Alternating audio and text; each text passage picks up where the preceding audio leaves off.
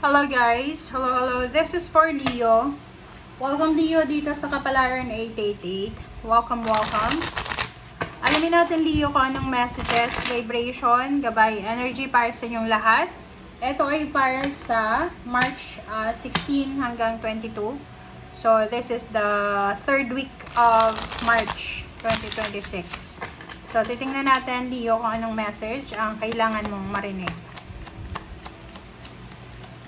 Alright, so this is for Leo. First card natin is Seven of Swords.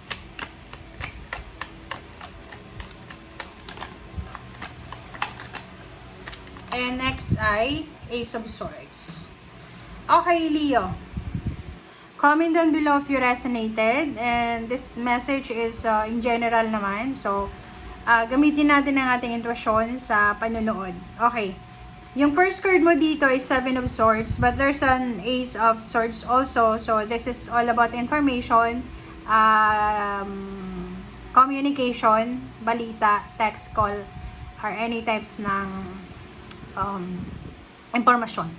Okay, so dito sinasabi ng barahan na Leo, merong bagong idea or bagong information. Like, for example, kung gusto mo ng lumipat ng ibang trabaho, or gusto mo ng bagong business, or gusto mo ng bagong lifestyle. So, this week ay posibleng makakatanggap ka ng mga pagbabago. So, there's like, for example, new routine, new source of income, new source of happiness, or any new na posibleng darating sa'yo. Sinasabi ng bara sa'yo dito na you need to be careful, especially kung hindi naman ito direkta para sa'yo. Kasi posibleng makatanggap ka ng balita, like through chat and call, or parang chismis siya, na there's someone na may third party, parang ganon. So, you need to be careful here. Kasi lalo kung hindi ka naman involved, you need to let go, or you withdraw yourself from that message. Okay? Kasi parang ang sinasabi ng baraha, maybe there's a Cancer or any zodiac sign na posibleng related sa'yo na pwedeng magdala ng kwento, balita, or ano paman. Mag-iingat ka sa pagkukwento, sa pag-receive ng messages, and pakikinig. Okay. Alright, so this is for Leo.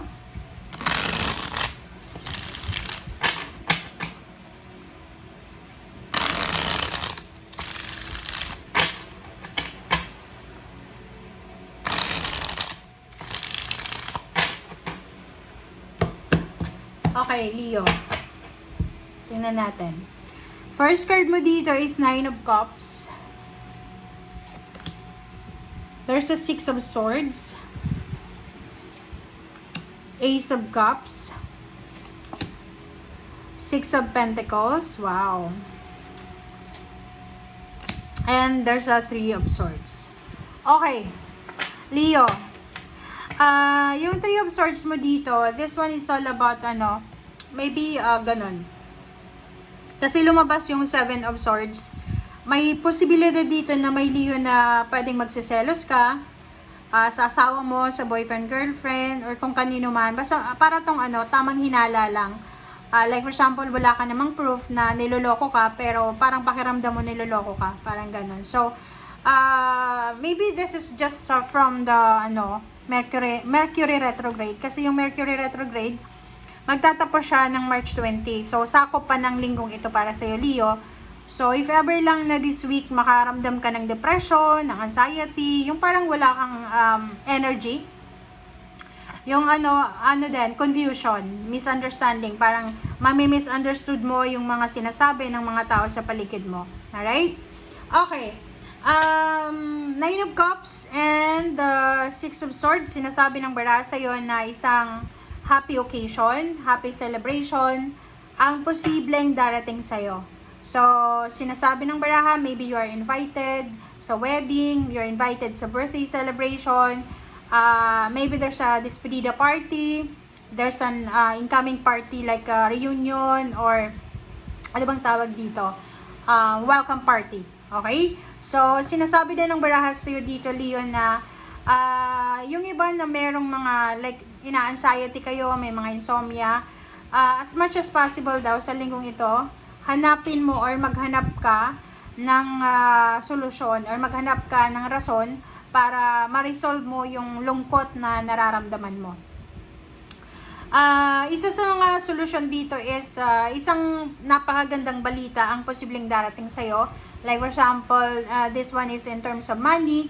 Pwedeng yung inuutangan mo ay pauutangin ka. Pwedeng may magbibigay sa'yo ng tulong. Or pwedeng may mga unexpected na income or windfall of money sa linggong ito. Alright.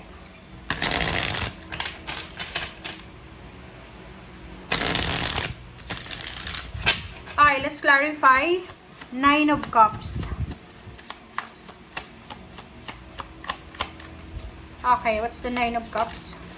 Okay, 9 of Cups is reverse na strength and 0 the full. So, sinasabi ng Barasio dito, Leo, yun.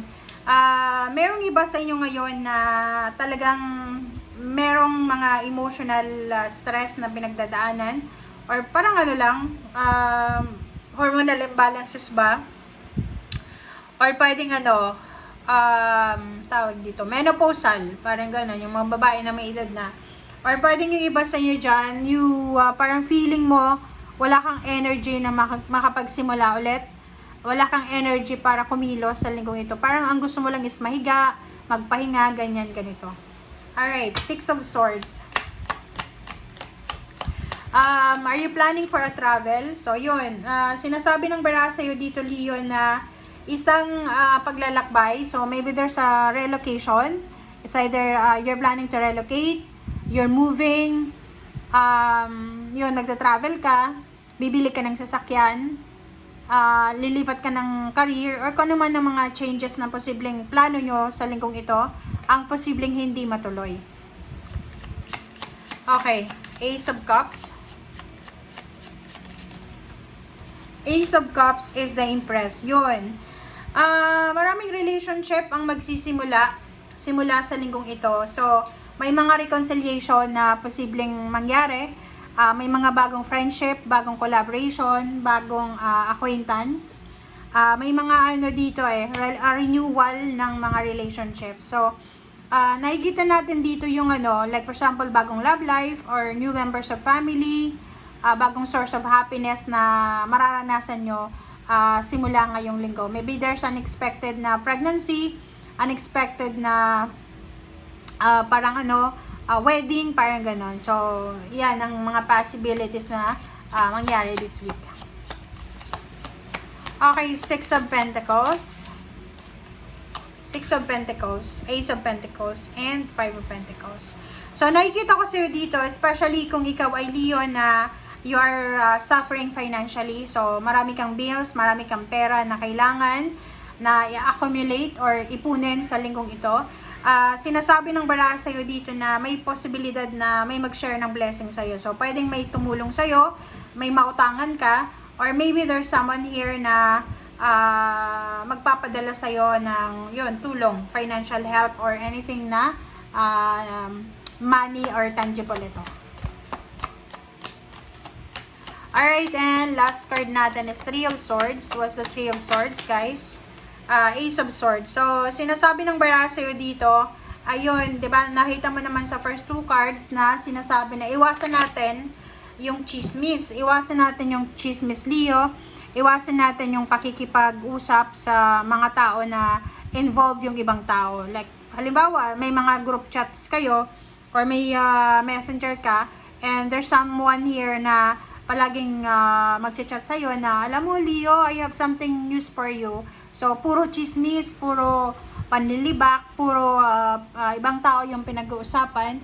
So, sinasabi ng baraha sa'yo dito na you need to be careful kasi posibleng ikaw yung makakasakit or posibleng ikaw yung masasaktan.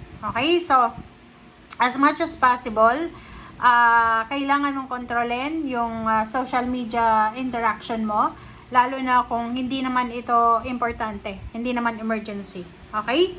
And overall, guys, sinasabi ng baraha sa'yo dito na may mga Leo dito na posibleng nakakaranas kayo ng mga problema sa pagtulog or may mga depression ng iba, anxiety. Just go with the flow kasi matatapos yan by the end of the week kasi tapos na yung Mercury retrograde. Okay? Thank you guys. Bye!